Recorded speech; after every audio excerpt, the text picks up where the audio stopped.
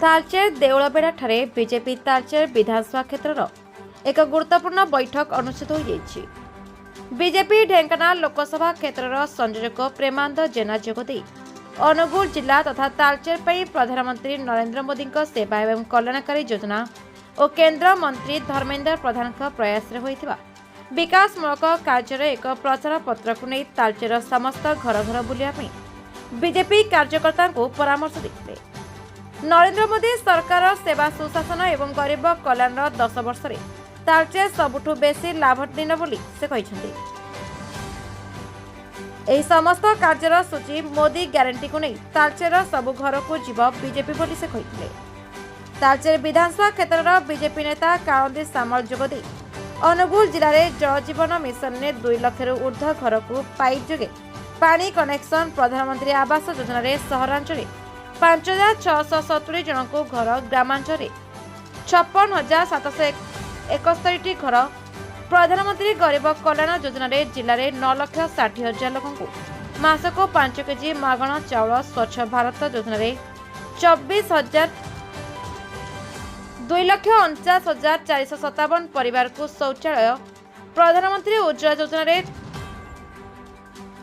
1,61,436 परिवार को मागणा LPG gas MNREGA 700 कोटी टंका प्रधानमंत्री ग्राम्य सड़क योजना रे 149 रास्ता प्रधानमंत्री जीवन ज्योति योजना रे 2,07,437 लोगों को बीमा सुरक्षा एवं समस्त योजना रे अनुगुल जिला एवं विशेष भाव तालचेर लाभान्वित होइछि। तालचेर सार कारखानार पुनरुद्धार 13,000 कोटी थर्माल प्लांट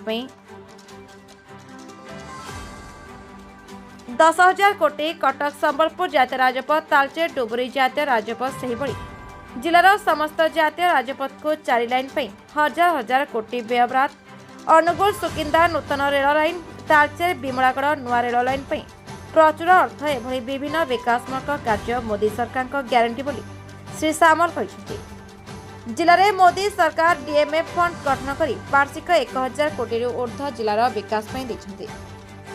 समस्त तथ्य को नहीं बीजेपी कार्यकर्ता माने घर घर बुली लोक मानकु सचेतन करिवे बोली से कहते। तालचेर बीजेडी एवं विधायक सांसद कौन करछंती सर्वसाधारण प्रकाश करंतु बोली से आह्वान देते। तालचेर विकास जहाँ भी होछि केवल मोदी सरकार जो राज्य बीजेडी सरकार तालचेर पे स्वतंत्र भाव टंकाटिए खर्च करना बोली से कहते। तालचेर मेडिकल कॉलेज दीर्घ 5 वर्ष एवं स्वप्न पालटिछि सांसद विधायक कौन करुछंती बोली से कहते।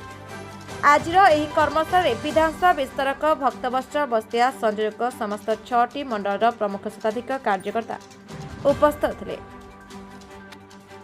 Bureau report the Republic Odisha 24 news.